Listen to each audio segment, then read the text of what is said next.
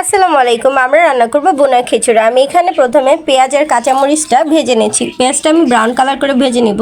দিয়ে দিয়েছি এখানে তেজপাতা আর দারচিনি।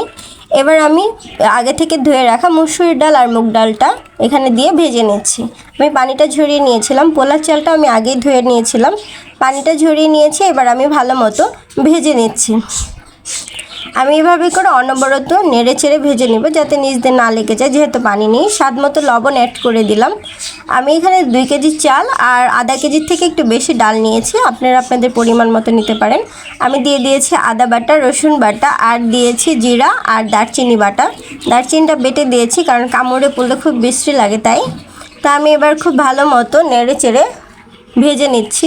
দিয়ে দিলাম 2 চা চামচ হলুদের গুঁড়া, 2 চামচ মরিচের গুঁড়া। আপনারা ঝাল কম বেশির উপরে এটাকে বাড়িয়ে বা কমিয়ে নিতে পারেন। তা আমি এটাকে খুব ভালো করে নেড়ে চেড়ে ভেজে নিচ্ছি। দেখতেই পাচ্ছেন আমি একটু ভালো করেই ঘন ঘন নাড়ছি যাতে নিচ দিয়ে না লেগে যায়। এভাবে করে আমি একটু ভালো করে ভেজে নিব, কারণ খিচুড়ির চালটা যত সুন্দর করে ভাজা হয় খেতে ততটাই মজা হয়। আমার ভাজাটা প্রায় হয়ে গিয়েছে। আমি আগে থেকে গরম পানি করে রেখেছিলাম, আমি সেটা দিয়ে দেব আর একটু ভেজে নিয়ে। ঠিক এভাবে করে নেড়ে চেড়ে বোনা খিচুড়ির চালটা ভেজে নেবেন। আমার ভাজা হয়ে গিয়েছে। এবার আমি আগে থেকে করে রাখা গরম পানিটা দিয়ে দিচ্ছি এখানে। যেহেতু বোনা খিচুড়ি রান্না করব তো আমি 2 কেজি চালের আন্দাজেই আমি পানিটা দিয়েছি। তো পানিটা শুকিয়ে গিয়েছে। এবার আমি এটাকে দমে দিয়ে দিব। এটার অনেক সুন্দর একটা স্মেল এসেছিল। আপনারা বাসায় রান্না করলে অবশ্যই বুঝতে পারবেন। আমি জানি আমার থেকে অনেক ভালো রান্না করতে পারেন অনেকেই, আমি যদিও নতুন রাঁধুনি। তা আমি এখন এটাকে দমে দিয়ে দিয়েছি।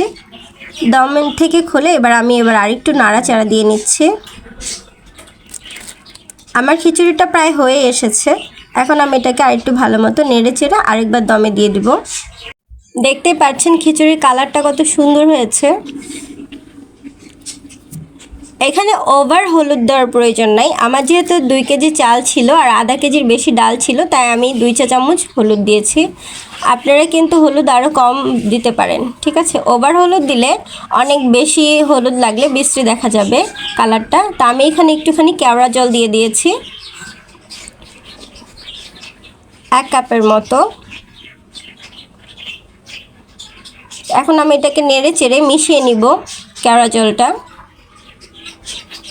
কেওড়া জলটা দিলে কি হবে, এটার ঘ্রাণটা আর একটু বৃদ্ধি পাবে আর খেতেও অন্যরকম লাগবে, মানে টেস্টটা অন্যরকম লাগবে। আপনার ইচ্ছে করলে কেওড়া জলটা স্কিপ করতে পারেন। আমার বাসায় ছিল তাই আমি দিয়েছি।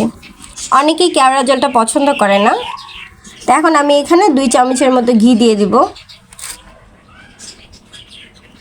আমি ঘিটা এখানে দিয়ে দিয়েছি। এবার আমি এটাকে খুব ভালো করে নেড়ে চেড়ে মিশিয়ে নিব। আমার খিচুড়িটা কিন্তু হয়ে গিয়েছে। এখন আমি এটাকে আর 5 মিনিটের মতো দমে দিয়ে তারপর নামিয়ে ফেলবো। তৈরি হয়ে গেল তাহলে আমার সুস্বাদু মজাদার বোনা খিচুড়ি। অবশ্যই আপনারা বলবেন আমার খিচুড়িটা কেমন হয়েছে দেখতে। তো ধন্যবাদ কষ্ট করে আমার ভিডিওটা দেখার জন্য। তো কমেন্টের মাধ্যমে জানাবেন আমার ভিডিও কেমন লাগে আপনাদের কাছে। তো আপনাদের সবার কাছে আমি অনেক অনেক কৃতজ্ঞ, আপনারা আমাকে অনেক সাপোর্ট করছেন। তো ভালোবাসা রইল অন্তর থেকে সবার জন্য। ধন্যবাদ।